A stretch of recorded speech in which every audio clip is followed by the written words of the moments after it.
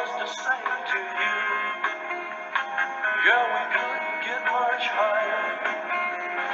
Come on, baby, light my fire.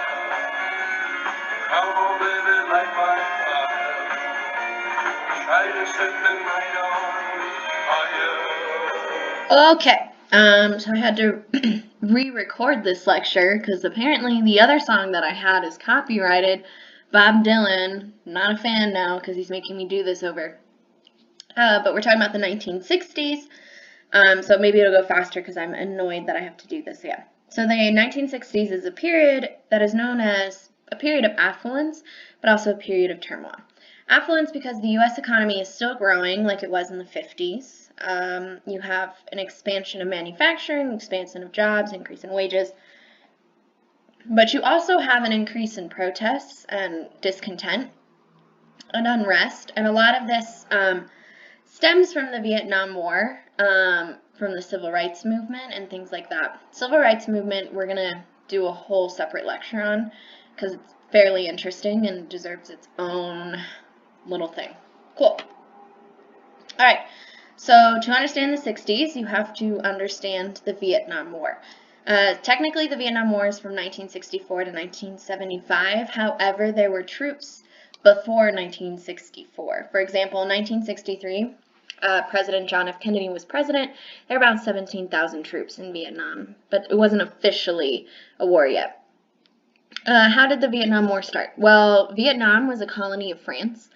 After World War II, there was a push for decolonization, so France gave Vietnam its independence. Vietnam split in two. So you had North Vietnam and South Vietnam, sort of like Korea, right? North Korea, South Korea.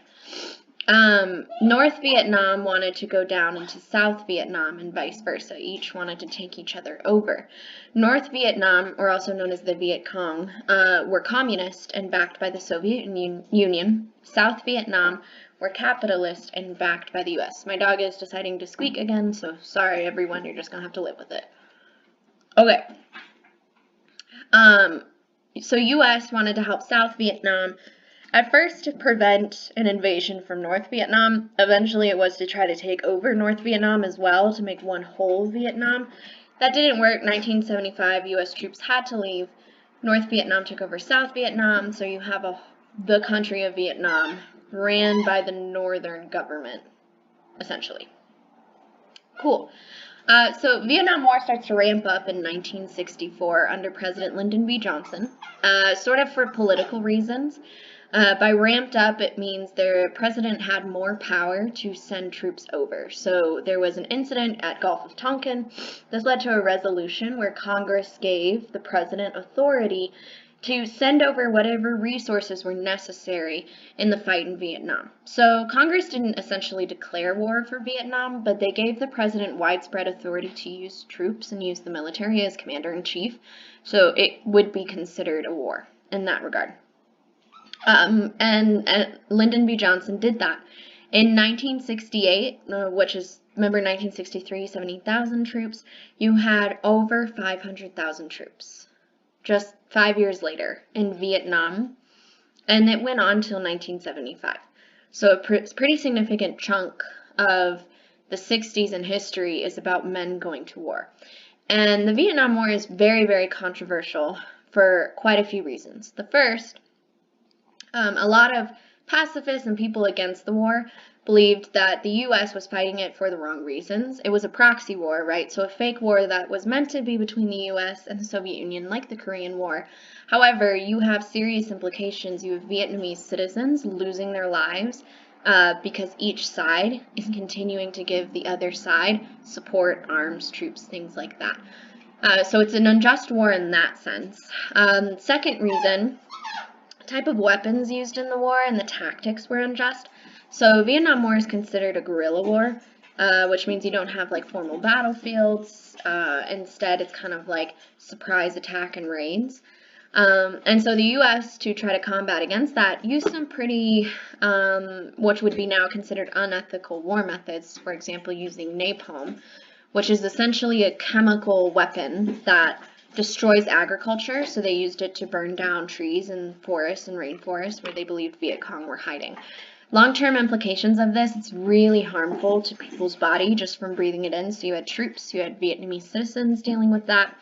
And it has widespread long-term consequences as far as agricultural growth goes, so making it much more challenging for agriculture to change. The last part of it is the draft. So Vietnam War required selective service, which means men were told that they have to go to war if their number was pulled. People didn't believe this war was just, it's not like World War I or World War II where it's like, oh, the whole world could fall apart, we need to fight. A lot of Americans didn't see the point for the U.S. being in this war. And second, the draft was pretty unequal.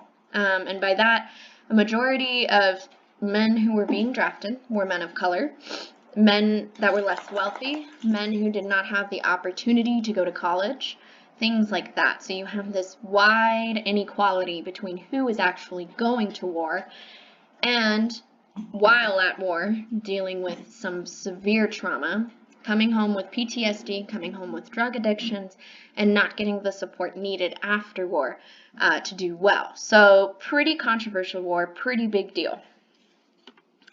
Because the war is so controversial, you start to see some protests happening. A lot of protests started around the Vietnam War, sort of going against sending troops there, especially on college campuses. There were a lot of college students protesting the Vietnam War. You also see the start of the counterculture movement. So that would be like hippies, what we call them nowadays. But it's people sort of, the Vietnam War catalyzes or begins this belief that why are we following what our parents are doing in the 50s? Why do we have to believe in this conformity and this normal stuff in the 50s? Like, we want to be different. We want to have more peace, stuff like that. And so counterculture movement, or the hippie movement, right, is joining these like communities, communions, where it's more focused on like being together instead of capitalism, getting a job, stuff like that. Other ways there were protests, you would have a lot of people with their draft cards go and burn them and then get help from others escaping to Canada. So starts there with Vietnam War. It was also the first war that's ever televised the atrocities. So television, most people had them in the 50s, as we saw. And you had a lot of journalists going over to the Vietnam War and showing average Americans what's happening, talking to soldiers. And it kind of really tainted the view of this war and made people not believe in it for a lot of different reasons. Vietnam War protests were very popular, but it also led to some other different types of protests for rights. One of the bigger ones is the women's liberation movement. A lot of people say it started from Betty Friedan. She published The Feminine Mystique, in which she sort of analyzes the economic, social, and political differences between men and women at the time of the 50s. For example, women not getting the jobs that they wanted, the same types of jobs as men, not getting paid as much as men, down to simple things like what women were supposed to wear, the type of clothes that were offered to women, things like that. And so what you start to see across the nation is the women's liberation movement, in which women are kind of going out and protesting not only economic inequality, but social inequality. And this belief that like women should get married and just stay home. One big example of this protest, and kind of how widespread it was kind of getting a lot of people, is in this middle picture. This is the Boston Marathon, which is a massive marathon. And women weren't allowed to run it at the time. And there's this woman here, 261, who signed up, was running. The guy in the black behind her kept trying to chase her to get her out, and then you see those other men there trying to get the guy in the black out. Just a chaotic mess, but really just an example of the totally absurd sort of separation between genders at this time, and why this Women Liberation Front was so important. You also saw the development of NOW, National Organization for Women, and they were trying to fight for equality in all realms and regards, like the Equal Rights Amendment, especially when it comes to economic and social equality. You also see some more intense protests, I guess. I don't like that word, but I can't think of a better one right now because I'm distracted by my dog, where you have women like burning their heels, burning their bras, sort of going against this stereotypical feminine belief that was put for women for pretty much all their lives, and still today. All right. You also have LGBTQ movements. The biggest one would be the Stonewall riot. So flashback to the anti-communism crusade lecture. You had McCarthy, who was bringing people in and questioning their patriotism. And if you identified as part of the LGBTQ community, you were likely brought in because being LGBTQ was considered a political security risk or security issue or some sort of nonsense. So there's still this atmosphere, not still, there was this atmosphere of secrecy, right? Like, you can't let the public know who you are. You never know what's going to happen. And in New York City, a lot of members within that community would meet at this place called Stonewall, just as like a safe space to be together. Stonewall was raided by police, and a lot of the people within that meeting sort of fought back, and it led to this riot or this massive protest outside of Stonewall, where you have people within the LGBTQ community and allies all protesting police brutality, especially against members of that community, simply just for gathering. We also have various Latino movements and activism. The most famous one is the United Farm Workers movement, which was led by Cesar Chavez. So the United Farm Workers is a union that came together for farm workers, many of them migrants or children of migrants, who worked on farms, a lot of them in California, in pretty awful conditions with minimal wages, and not living the best life, getting the same treatment and equality as others. So Cesar Chavez organized these workers into the United Farm Workers and took a stand and got some laws passed in California regarding minimum wage and workers' rights. And he inspired this across the U.S., so pretty big in California, but you also see movements, for example, here in Denver. You see here Corky Gonzalez. He did the same thing, fighting for equality, especially when it comes to living. So in Denver, if you're white and wealthy, you have those nice houses. If you are not white and wealthy, you are quarantined or put in a certain part in the city that isn't good for you. You also saw there were walkouts in high schools where Latino students were protesting the curriculum that was being taught to them. That happened in Denver, that happened in California. So some pretty significant movements also happening in this regard. Cool. So not only are people protesting things, you start to see the Supreme Court protesting things as well, in the sense that their rulings are trying to undermine or supersede the federal government and state governments and sort of putting individual rights first. Big case for this example, we have a Miranda versus Arizona. This is the case where the Supreme Court ruled that when you get arrested, the police have to tell you your rights before you get arrested, and then they eventually have to tell you what you're being charged for. So when you watch like those cop shows and they arrest someone and they read like you have the right to remain silent, you have the right to an attorney, if you can't find blah blah blah, those are the Miranda rights, and police have to say those to you if they're arresting you. You also had a lot of cases involving women. The first big one is Connecticut versus Griswold, which ruled that states cannot regulate or birth control. So basically, a state cannot ban birth control within their borders. A couple reasons why.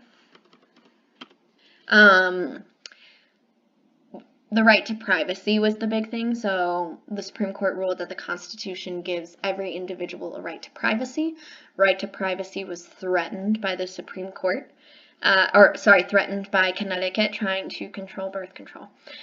Later on, you see Roe versus Wade, which is the Supreme Court ruling along the lines of the right to privacy, where the federal government cannot ban abortion. So states can regulate it, but they cannot ban it outright. Okay, President Lyndon B. Johnson. He's one of my most favorite presidents, I have to say. He unfortunately kind of messed things up when it comes to Vietnam. However, when he did get into power, after the assassination of John F. Kennedy, and then he was elected again, He really had his eyes set on trying to help those who need it most. So LBJ, he grew up in Texas in a really poor farm and went to become a politician really keeping in mind his background and what he wanted to do for change. And he came up with this thing called the Great Society. So this is the first time, and probably the only time since then, where the government has had some wide sweeping legislation trying to become involved in the betterment of everyone and equality. And LBJ names it as, we could say everyone has the same opportunities, but if we're not considering history and the things that have happened to people of different races before, then we're not giving them the same opportunities. So Great Society was meant to be government programs put in place to support equality among everyone and to really help those with the least amount of wealth. So what came from the Great Society, we have Medicaid and Medicare, which is giving health care to those in need. We also have food stamps, in which LBJ created a program for families, for people who are down and out to have access to food stamps. He also focused a lot as part of Great Society in the civil rights movements, and we'll talk about that when we talk about the civil rights movements, but he sort of believed that you can't have this without having legislation also guaranteeing equality or not having discrimination between race and between gender. So Great Society was a pretty big deal at the time, and you saw a dramatic increase in wages for those who are struggling the most. You also see more people of color, particularly African Americans, going to school, getting better education, getting better jobs. That being said, with Vietnam and with how much money it cost, it didn't last very long, and LBJ actually decided not to run again as president, probably because Vietnam was such a big deal. But you still have some lasting legacies. You have food stamps, you have Medicaid, you have Medicare. Okay. Sorry, I guess this was longer than the last one, but maybe because I had to try to remember everything that I said before. Anywho, see you later.